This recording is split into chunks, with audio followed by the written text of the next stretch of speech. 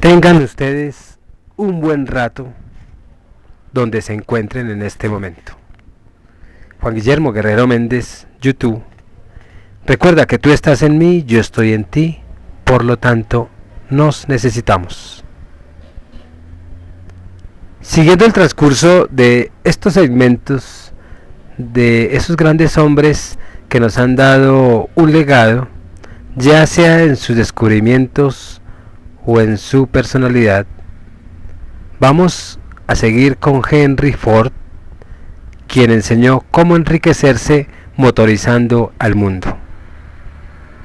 En la segunda mitad del siglo XIX, si bien Inglaterra era el país más poderoso del mundo, Francia el más culto y Alemania el más sistemático, los Estados Unidos de América era quizá la nación más importante, no por su limitado territorio, que esencialmente ya se había colonizado, y cuyas perspectivas se agotaban, sino al contrario, porque Norteamérica tenía la peculiaridad de hacerse con más decisión que sus rivales europeos, una sociedad marcadamente urbana y de la misma manera que en el pasado había sido rural sin límites, ahora era desmesuradamente citadina. Predominaba sin falsos arrepentimientos naturalistas lo mecánico. Los hombres se volcaban sobre electricidad, los relojes, las calderas, la siderúrgica, los trenes. Allí no se cubría el lucro con el manto de la filantropía, se autojustificaba con suficiencia e ingenuidad. Los harapientos, los miserables, se consideraban seres que no se habían despabilado a tiempo y a quienes les convendría ser un poco más emprendedores. De suerte que mientras el viejo continente empezaba a encorvar la espalda, lo mismo sus últimos ciudadanos a ser víctimas del cansancio, de la decadencia, de la misma nostalgia. Llamados popularmente el mal del siglo, los norteamericanos abrigaban esperanzas e ilusiones, persiguiéndolas con espléndido e inaugurable dinamismo. Así, en rigor, fueron los yanquis quienes se inventaron en el siglo XX y su condimento específico, el afán. No obstante, este modo de vivir monetarizado y rápido no podía seguir andando a pie. ¿Quién fue y qué hizo Ford? Para tener en cuenta la fecha, él nace en 1863, muere en 1947. Henry Ford no fue un sabio ni un inventor, si bien tuvo talento como mecánico. Su genio solo se restringe al terreno de saber innovar de los sistemas industriales, donde evidentemente brilló con luz propia y revolucionó el mundo fabril. Ford nació en 1863 en medio del inusitado auge productivo estadounidense de esa época. Su padre, William, era un inmigrante irlandés, un prototipo de los pioneros que se dedicaron incansablemente a trabajar la tierra, lo cual le permitió amasar al final de su vida una modesta pero sólida fortuna. El joven Henry, acostumbrado a trabajar la granja paterna, creció con un hondo sentido de la responsabilidad, no tardando en demostrar aptitudes naturales como mecánico, al instalarse en un tallercito en su pueblo, donde se hizo acreedor a alguna notoriedad. Luego se trasladó a Detroit, empleándose como aprendiz en un taller. De ahí pasó a otra fábrica y ganó cada vez mejores sueldos, siendo digno de revelar que no solo aprendía, sino que también conocía todas las intimidades de la industria. En 1985 ya había sido capaz de poner en funcionamiento un motor Otto, a partir del cual se desarrollaría posteriormente todo el automovilismo moderno. Ese mismo año se casó con Clara Bryan, luego de la cual consiguió colocándose en la Edison Illuminating Company, que en cierta forma habría de ser su escuela empresarial. Después de haber logrado varios éxitos en resonantes competencias, Ford creó una empresa que rápidamente pasó a su dominio absoluto, y poniendo todo el énfasis en la producción masiva y en el abaratamiento de costos, prontamente logró triunfos financieros espectaculares. Pese a que la Primera Guerra Mundial, a la cual se opuso, significó un tropiezo temporal, sus autos baratos se hicieron famosos a la edad Ford Motor. Se convirtió en un verdadero imperio industrial.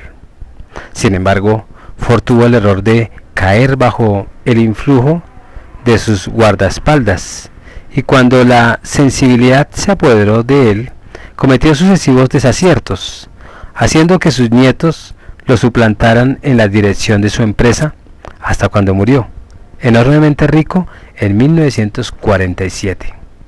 Para ponerse al tanto de las etapas de la vida de Henry Ford, hay que recordar que este hombre no era un sabio, ni un erudito, ni un hombre de ciencia. Todo lo contrario.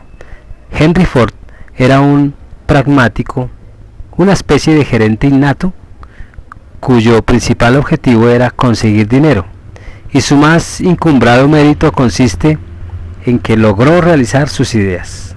Así pues, Henry, aunque se entendía muy bien con su padre, comprendió que los tiempos de la América rural, de los pioneros, había pasado para siempre. Entonces se vio abogado a tener que escoger entre una tradición gloriosa pero infértil y el incipiente pero novedoso mundo del urbano, donde, claro, que con un poco de esfuerzo personal uno podría volverse rico con solo tener corazón y talento.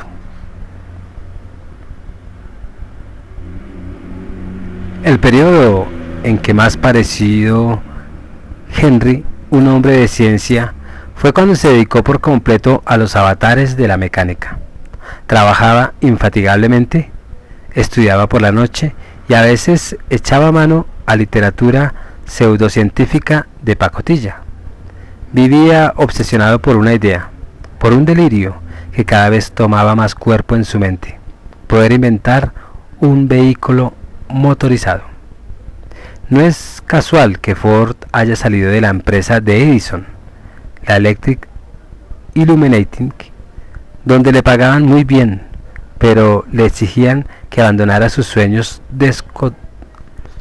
más bien descocados. En la Electric Ford, no solo Henry asimiló los valores de la moderna industria americana, sino que egresó con una meta alcanzada, pues efectivamente había logrado sin ninguna ayuda fabricar un carro automóvil. Si nuestro personaje pudo dar un paseo en carro, espantando caballos, perros, ciudadanos, así como elegantes damas, no era por simple casualidad. Había trabajado infatigablemente, poniéndose al tanto de todos los recursos técnicos que eventualmente lo pudieran acercar a su logro.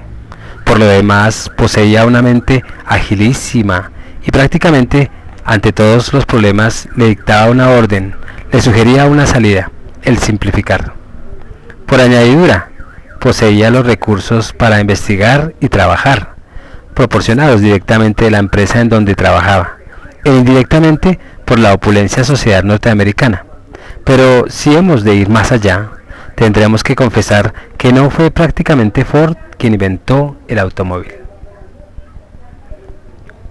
Hablemos de un competidor sencillo, silencioso y limpio. Muchos, incluidos el insigne inventor Alva Edison, creían que el futuro del automóvil estaba en la electricidad. En efecto, el carro eléctrico tenía muchas ventajas sobre el convencional. Aquel era silencioso y limpio, este ruidoso y sucio. El primero podía ser conducido por un niño, por su extremada sencillez, y el segundo era bastante más complejo. Los primeros vehículos eléctricos podían desarrollar hasta 25 km por hora. Posteriormente, y en la cúspide de su popularidad, alcanzaban velocidades de hasta 40 kilómetros por hora. No obstante, había una gran iluminación. Estaban incapacitados por recorrer largas distancias, ya que solo funcionaban mientras el acumulador o pila tuviera carga. El máximo radio de acción del carro eléctrico solo fue de 170 kilómetros. Entonces viene la pregunta: ¿Ford no inventó el automóvil? De ninguna manera. Para ser justos y dar al César lo que es del César, tendríamos que remitirnos al año 1649. Estábamos en plena revolución científica cuando apareció el primer flamante auto, es decir, en términos sencillos, un carro movido sin el concurso de animales de tiro, con el terrible defecto de que sus apetitos transhumanos no duraban más de 10 minutos, y al cabo de los cuales había que darle nuevamente cuerda, pues el novedoso ingenio tenía serias e incómodas similitudes con el reloj. En el siglo XVIII, James Watt creó la máquina de vapor, y no pasó mucho tiempo para que aparecieran motores de vapor, cuyo inconveniente era que estos explotaban con demasiada frecuencia, por lo cual muchos buenos vecinos se volvían involuntariamente precursores del transporte aéreo.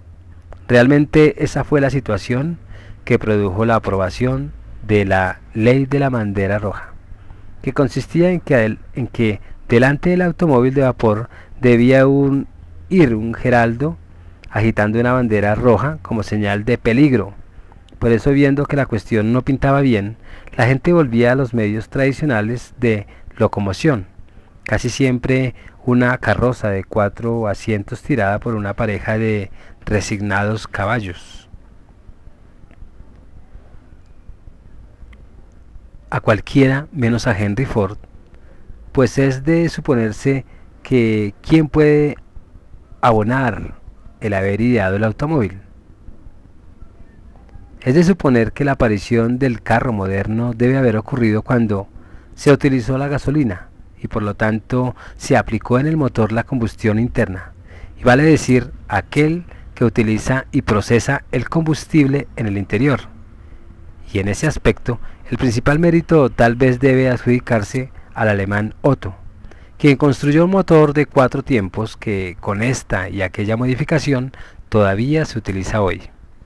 En 1885, Gottlieb Daimler y Karl Benz, patriarca de la futura Mercedes-Benz, lograron que un motor Otto impulsaron un coche. Realmente son ellos los inventores del automóvil. Entonces, ¿Ford solo introdujo el automóvil a Estados Unidos? Tampoco. A la Ford la habían precedido marcas de gran renombre como el Cadillac, el Oldsmobile, y entre las ya desaparecidas el Dodge, el Winton o el Heinz Apperson. Y hay que decirlo por claro, Ford fue todo lo contrario a un innovador. Su participación en el desarrollo técnico del carro, ante todo, consistió en la demostración de la rentabilidad de la industria automovilística, utilizando los medios que veremos más adelante. Si bien los tremendos éxitos financieros que Ford se apuntó sirvieron para sepultar al tren nacido y prometedor carro eléctrico. Los materiales que utilizó Henry Ford para la construcción de su primer auto fueron ruedas de bicicleta, residuos de hierro y en general chatarra. Pesaba 200 kilogramos o más, como se ve, y era bastante liviano y simple. Su motor estaba montado sobre el eje trasero. En este flamante limusina, Ford solo disponía de 2 cambios de velocidad, primera y segunda, la siguiente con la que podía alcanzar un máximo de 35 kilómetros por hora. Cuentan que la señora de Ford lo acompañó en su primer paseo, pero a pie. El revuelo que causó el ingenioso Ford fue mayúsculo. Inclusive los vecinos le quisieron impedir que siguiera adelante, porque espantaba a los animales domésticos. Quizá por eso Ford pronunció alguna vez su frase anecdótica: Hay que acabar con las vacas. Entonces, al fin y al cabo, ¿qué inventó Ford? Ford liberó a su industria de todas esas ataduras que estorbaban su desarrollo. Alrededor de esto hay una pequeña anécdota. George B. Selden, un ingenioso norteamericano que soñaba con enriquecerse, observó en una exposición en 1879 un motor de 2 tiempos llamado motor Brighton.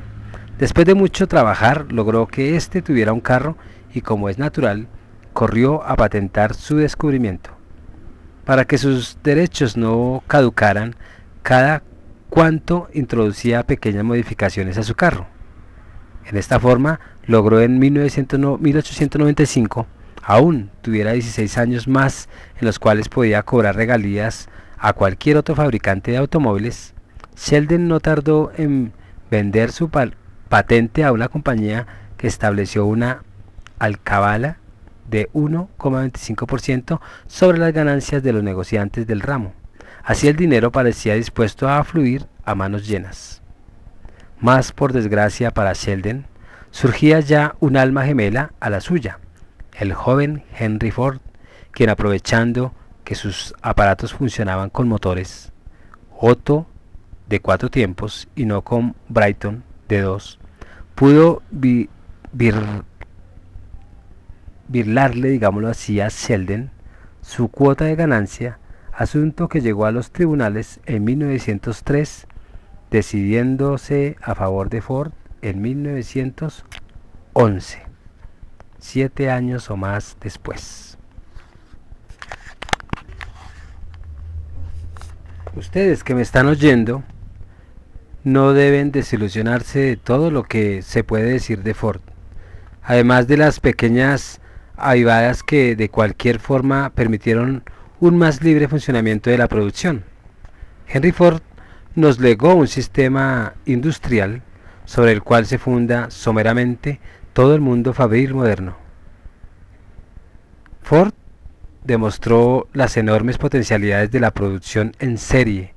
En esta tónica se empeñó a trabajar los precios, quebrando a sus competidores y ampliando desmesuradamente el mercado. Además, ideó una serie de incentivos propagandísticos aún inigualados. Se adelantó en años de la tairolización de las empresas norteamericanas, y por estos méritos bien se merece el título del padre de la sociedad de consumo. ¿Cómo pudo lograr esto o todo esto partiendo de cero? Una pregunta que muchos nos podríamos formular, porque hoy, 1909, nos damos cuenta que es imposible uno llegar tan rápido en tan pocos años. Entonces Ford era un hombre de visión que no se preocupaba por las ganancias inmediatas. Además poseía una voluntad férrea. Renunció a la Edison Illuminating Company, donde recibió un sueldo jugoso, y con unos inversionistas creó la Detroit Automobile, la cual abandonó muy pronto, pues sus socios le habían fijado un salario mínimo, y entonces formó la Ford Motor, sociedad anónima, apta para obtener suficientes recursos para financiar sus gigantescos proyectos. Tenía entonces el capital, conocía todos los secretos habidos y por haber de los automóviles, y estaba al tanto por experiencia propia de los asuntos administrativos. Así pudo usufructuar capitales ajenos y terminar siendo dueño de ellos. Para comprender el desarrollo del carro, hablemos un poco de ese ágil corcel o un intrépido elefante de hierro, que es el tren. El tren nació por la coordinación de 3 fuerzas: la minería, el comercio y la guerra. En efecto, la máquina de vapor desarrollada por Newcomen y Watt resultó no solo de la chispa innovadora de estos dos talentos, sino también de los grandes desarrollos que se obtuvieron con la minería inglesa. Mas no solo existe este factor, hay que recordar que Inglaterra estaba en plena revolución industrial. La mecanización del mundo, que trajo consigo un cambio trascendental en la vida humana, dicha revolución exacerbó el mercantilismo exigiendo formas nuevas y mucho más expeditas de comunicación, y el tren fue una de ellas. La popularización del tren jamás se hubiera producido sin el concurso de las guerras napoleónicas, que encarecieron el trigo, aumentando así los costos del transporte hecho con animales de tiro. Y virtualmente esto obligó a la gente a buscar nuevas alternativas. La primera carrilera pública se abrió el 27 de septiembre de 1825. No obstante, durante mucho tiempo existió gran desconfianza hacia la máquina de vapor. Su propio padre, James Watt, se había opuesto a que se utilizara en vehículo alguno, y el tren también fue víctima de la ley de la bandera roja.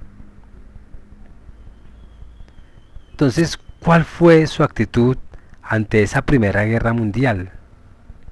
Como el éxito de Ford también radicaba en su énfasis en el rendimiento del motor, logró vencer en carreras famosas a sus más connotados rivales y empezar a adquirir fama universal, haciendo que los mercados europeos se abriesen con excelentes perspectivas.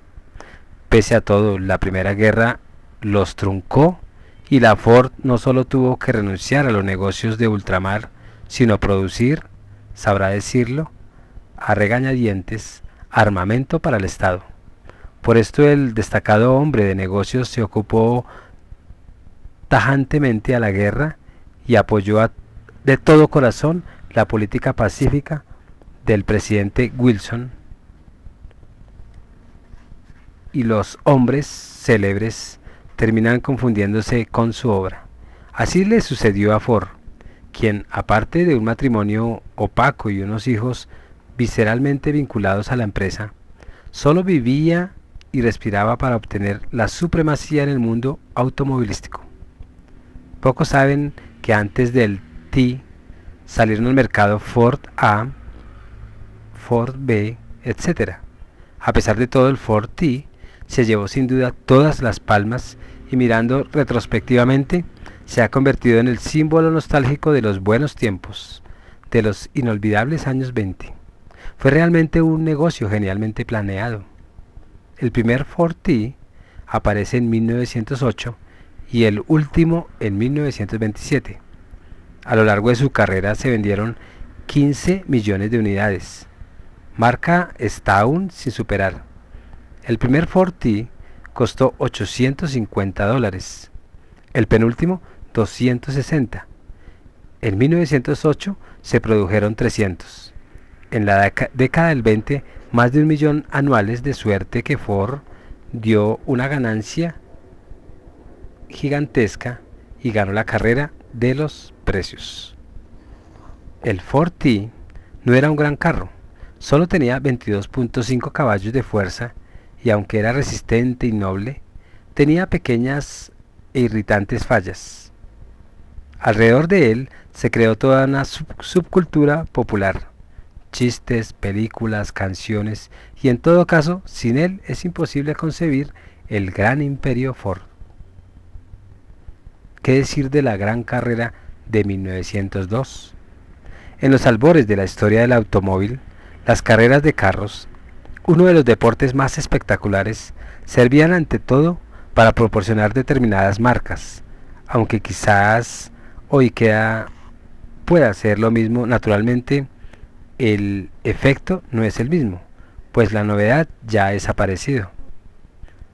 Tal vez, como Winton era la casa productora más prestante y Ford creyó que podía derrotarla en una gran carrera, adquiriendo así renombre nacional, fabricó el Ford 999 de 4 cilindros y 80 caballos de fuerza, demostrando así un poderoso inusitado hasta entonces. Para ello, el genial industrial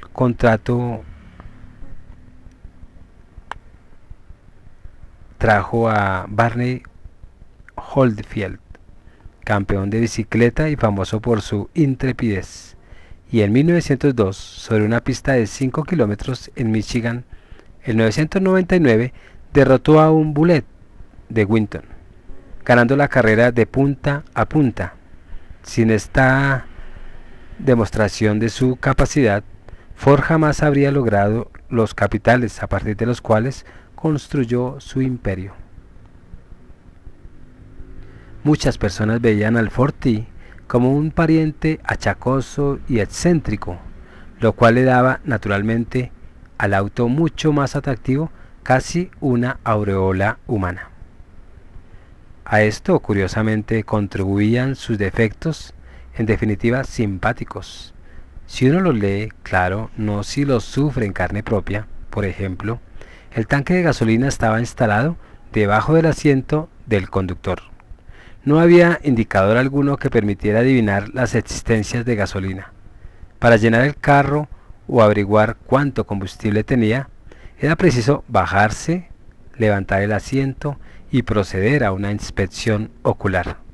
Además, como era tan barato, el carro se vendía sin accesorios, con lo cual, inútil es decirlo, la compañía hacía un gran negocio adicional. En tiempo frío resultaba un problema prender el Ford T, y en varias ocasiones, cuando el auto subía a una cuesta, la gasolina no llegaba del tanque al motor, con las consecuencias que deben imaginarse. Algunos conductores ingeniosos idearon la solución de subir en reversa.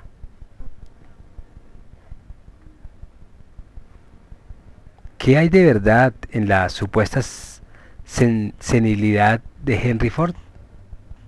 Como quiera que mientras avanza la obra, el maestro retrocedía, debemos hacer un paréntesis para explicar que Ford nunca había abandonado el tinte granjero de su personalidad, que lo llevaba a manejar su forma como si se tratase de una tienda, porque no obstante haber nombrado en 1919 a su hijo presidente y gerente ejecutivo de la empresa, se encargó de darle a este puesto una significación meramente simbólica, comenzando, entre tanto, a apoyarse en Henry Bennett, hombre rudo y poco capacitado, quien era exboxeador y guardaespaldas del millonario. Como la peculiar intimidad entre uno y otro crecía, paulatinamente, en la misma medida en que Ford, como un emperador romano, se iba volviendo más descuidado, caprichoso e irascible, y se viera que el enorme imperio se desmoronaba. Los nietos de Ford tuvieron que acudir al no desinteresado rescate, apoderándose de la empresa en plena Segunda Guerra Mundial, dejando a un lado a Bennett en bien de Ford, quien a estas alturas estaba ya acabado. Cuando murió en 1947, a los 84 años de edad, Ford, al contrario de muchos otros magnates, dejó algo más que una jugosa herencia. Volviendo a todos estos grandes hombres, todos han tenido y han dejado una revolución en el desarrollo de la humanidad, para bien. La invención o todas las invenciones han sido en un principio con una buena intención. Posterior es que los hombres con imaginación defectuosa, digámoslo así, o con una imaginación desastrosa, toman los inventos y los utilizan en contra de sí mismos. Un ejemplo de ello, los grandes tanques que llevan armas, explosivos, los aviones de guerra, y cada uno en su origen nunca pensó que cada invención fuera utilizada para asuntos bélicos. Todo, absolutamente todo, lo que el hombre ha inventado en un principio fue con creación noble, y todo, absolutamente todo, se ha convertido para lo bélico. Un ejemplo de ello, la simple flecha fue inventada para cazar, no para matar hombres. Y hoy la flecha, traducida en lo moderno, puede ser un cuchillo. La punta, el cuchillo es la punta de la flecha. La punta de la flecha, una ojiva nuclear. La punta de la flecha, una bala. Si nosotros vamos a arreglar o a terminar o a complementar una invención, es recomendable que por lo menos nosotros no seamos capaces de utilizarlo para el mal de la humanidad, sino más bien para mejorar la técnica del progreso y no para automatarnos o autodestruirnos. Se despide Juan Guillermo Guerrero Méndez, 320-370-0091. Recuerda que tú estás en mí, yo estoy en ti, por lo tanto nos necesitamos. Muchas gracias y afíliense a mi canal, que cada vez en YouTube habrá mejores representaciones fílmicas y temas de cualquier índole con mayor interés del conocimiento. Muchas gracias.